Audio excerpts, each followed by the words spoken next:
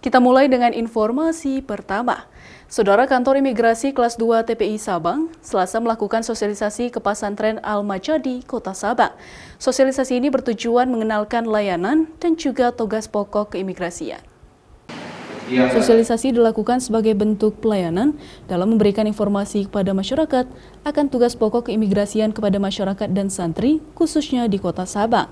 Sosialisasi tersebut diikuti sebanyak 30 santri tingkat akhir, di mana program isi paspor terus disosialisasikan sebagai bentuk layanan khusus keimigrasian selama kondisi pandemi COVID-19, dengan cara datang langsung kepada pemohon paspor, sehingga permudah proses pembuatan paspor di masa pandemi.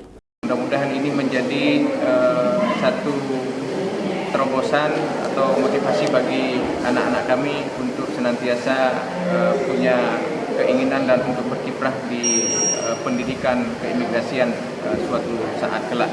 Kita mengadakan pelayanan isi paspor, yaitu yang mana pelayanan ini merupakan salah satu inovasi Direktorat Jenderal Imigrasi ke kantor-kantor imigrasi yang ada di seluruh Indonesia, termasuk di Kota Sabang ini.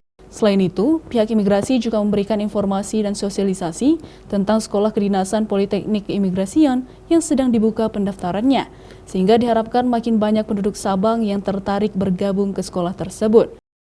Syahril Rizky, Kompas TV, Sabang.